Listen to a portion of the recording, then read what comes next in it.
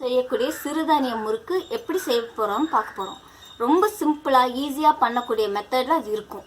நான் என்ன பண்ணேன்னா, எங்கள் ஊரில் அவைலபிளாக இருக்கிற சிறுதானியம் என்னென்ன கிடைக்குதோ அது எல்லாத்தையும் ஆட் பண்ணியிருக்கேன், எக்ஸப்ட் வரகு.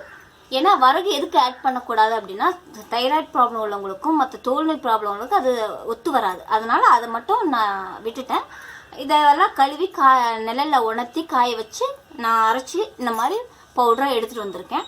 இது கூட நான் ஆட் பண்ண போகிறது பொட்டுக்கடலை மாவு, உளுந்து மாவு, பாசிப்பருப்பு மாவு, உப்பு, மிளகாத்தூள், வெண்ணெய், சீரகம், நாட்டு மருந்து கடையில் வாங்கின கட்டி பெருங்காயத்தை பொடி பண்ண பெருங்காயத்தூள், இந்துப்பு, இது இத்தனையும் தான் ஆட் பண்ணியிருக்கேன். எல்லாமே பக்க விளைவு இல்லாத உடம்புக்கு ஹெல்த்தியான ஒரு மெட்டீரியல்ஸ் தான் ஆட் பண்ணியிருக்கேன்.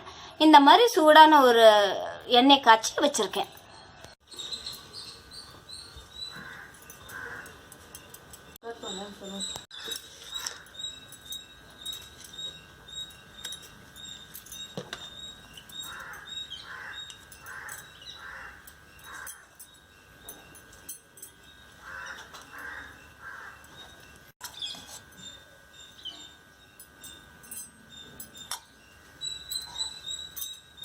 வச்சு இந்த மாதிரி நல்லா ஒரு உருண்டை மாவு பதத்துக்கு பிசைஞ்சுக்கணும்.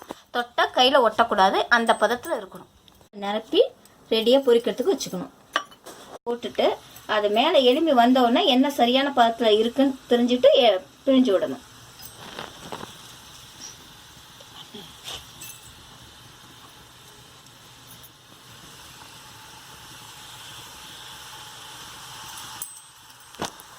போட்ட உடனே திருப்பி விட்டுறாதீங்க, அது கொஞ்சம் சரியான பதத்தில் வேகணும். ஒரு 2-3 நிமிஷம் கழித்து அதுக்கப்புறம் திருப்பி விடுங்க. அப்போ தான் கரப்பம் நல்ல முறுமுறுன்னு பொரிஞ்சு வரும். ரெண்டாவது நான் யூஸ் பண்ணியிருக்கிறது கடலை எண்ணெய். எண்ணெயை அளவாக ஊற்றுங்க, அதிகமாக ஊற்ற வேணாம், குறைச்சலாக ஊற்ற வேணாம். ரெண்டாவது இரும்பு ஆயில் யூஸ் பண்ணால் நமக்கு அயன் ஸ்ட்ரென்த் கிடைக்குங்கிறதுனால நான் இரும்பு ஆயில் யூஸ் பண்ணியிருக்கேன்.